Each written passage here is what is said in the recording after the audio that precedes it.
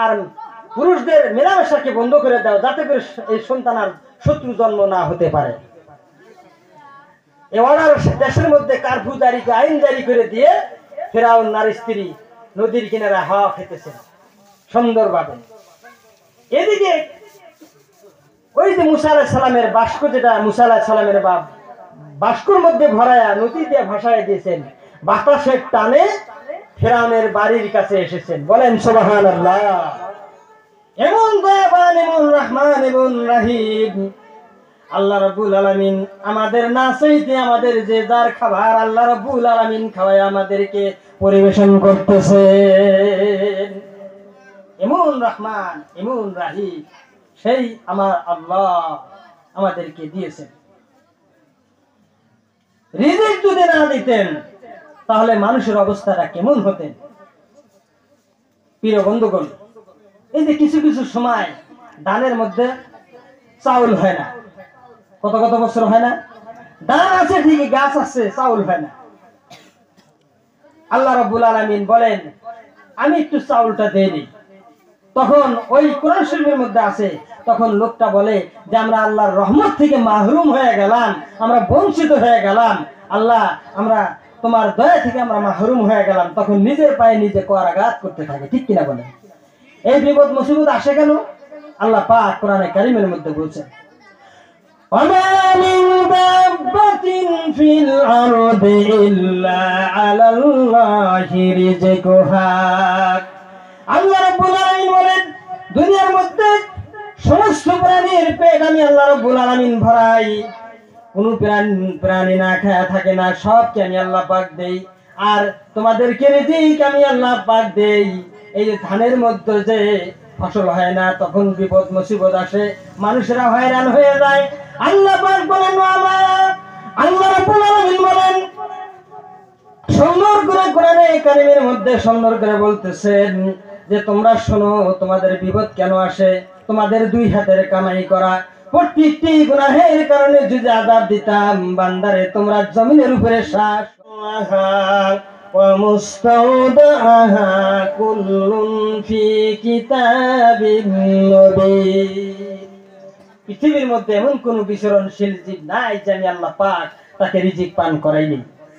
কোন প্রাণীকে রাস্তা পথে ঘাটে না খায় মরতে দেখছেন? দেখছেন কেউ? কেউ দেখেন না।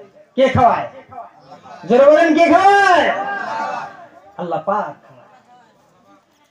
এই পৃথিবীর বুকে অসংখ্য প্রাণী আছে।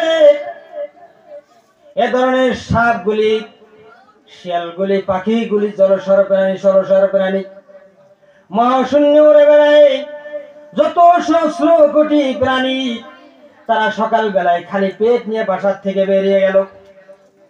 খালি পেট নিয়ে যখন বেরিয়ে গেল, সমস্ত প্রাণীকে আল্লাহ রাব্বুল আলামিন পেট ভরায়া সন্ধ্যা বেলায় আপন আপন গৃহের মধ্যে আল্লাহ রাব্বুল আলামিন ফিরাইয়া দেন। একটা প্রাণী খালি পেটে বাড়ি ফিরে নেই, ফিরছে?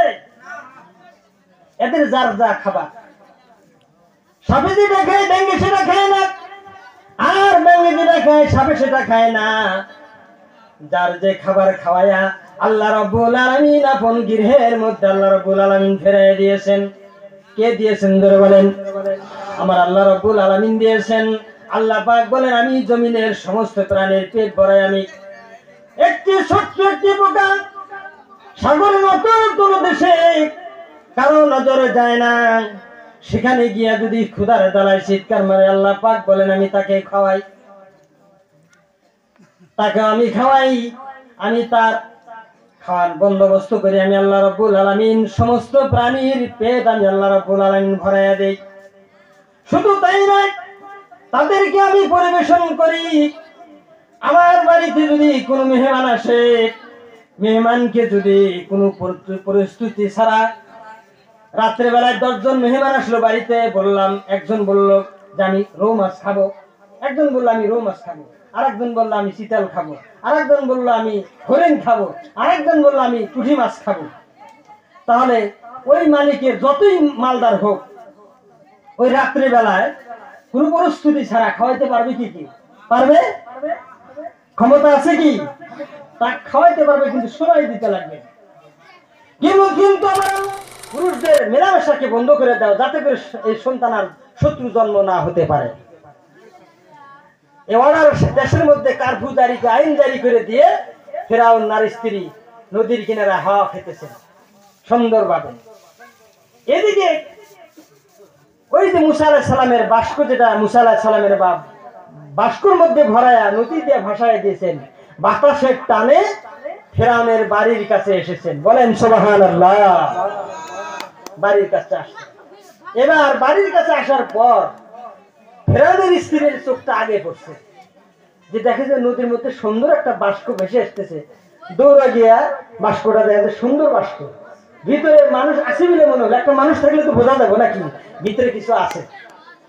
তো ফেরাউনের স্ত্রী নিয়ে আসছে নদীর কিনারায়, টানে উঠছে। ওঠার পরে তখন বাস্কটা খুলছে, খোলার পর দেখে সুন্দর একটা শিশু শোয়ানো আছে। এমন ফুটফুটে চেহারা, পয়গাম্বারি চেহারা, ধরে বলেন সুবহানাল্লাহ।